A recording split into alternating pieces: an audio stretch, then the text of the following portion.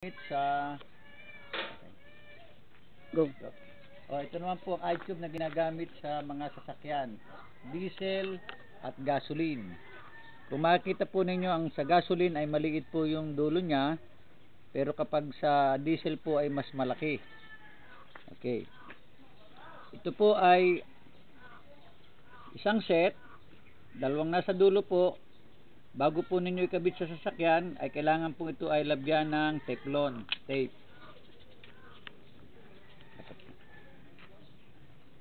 Ito po yan.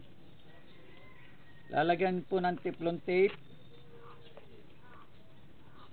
At least mga 10 ikot po na teflon tape ang gagamitin. 10 ikot po siya. Kumari hindi po lalabas doon sa mismong edge nung dulo. At baka yun po maging sanhi ng pagbara ng gasolina. Okay, pagkatapos pong putulin yon, yun po ay siya namang ilalagay dito sa loob. Pipihitin siya. Gagamit po kayo ng dalawang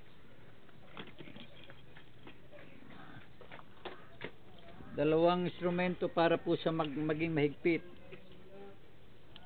Siguraduhin lamang po ninyo mahigpit na mahigpit dahil para hindi siya mag-leak ang gasoline. Ito po yan.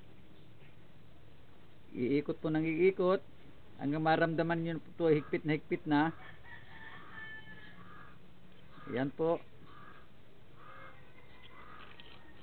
Pagkatapos pong mahigpitan ng pareho yan, ang kabilang dulo, yun naman pong kabilang dulo ang lalagyan po natin ng teflon.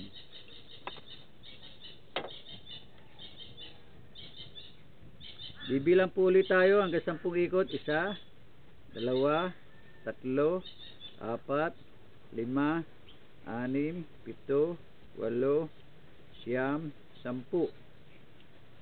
Putulin po ulit. Siguraduhin lamang po yung dulong yun ay wala pong haharang. Lilinisin po natin mabuti. Ayan po, dapat malinis na malinis po siya. Yan, at yun po ay ilalagay muli natin doon sa kabilang dulo. Ganon din po ang dating proseso. Gagamit po tayo ng katala na maliit, 2 po, at ito'y muling ihigpitan. Yan po, habang iniikot, higpit po ng higpit. Okay, so preparado na po lahat ang iTube natin. 2 po ang inilalagay sa isang sasakyan, kotse or any 4 wheels. Pagka truck po ay 3 ang nilalagay. Okay, dadalhin na po natin ito dito sa hose.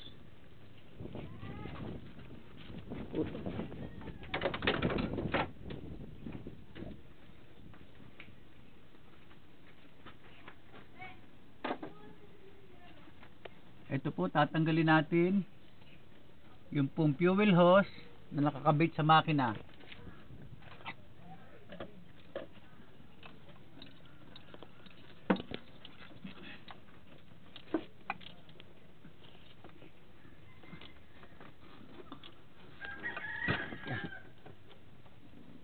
Ito po, kung makikita po ninyo, ito po ay fuel filter. Pagkatapos po ng fuel filter, nandito po yung hose.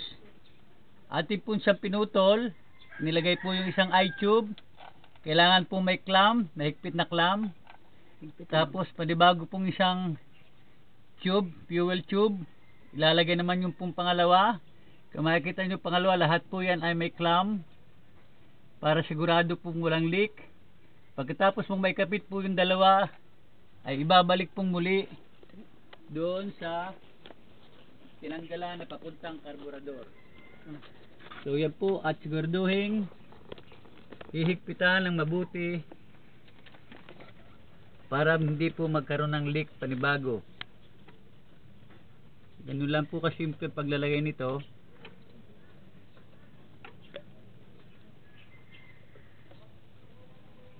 Yan po. Hihigpitan mabuti.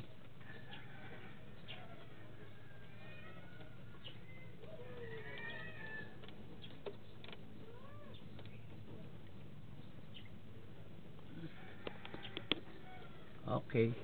Okay na po yan. At ito na po ang bagong install na I-tube para sa kotse de gasolina pagkatapos po ng fuel filter. Yun po.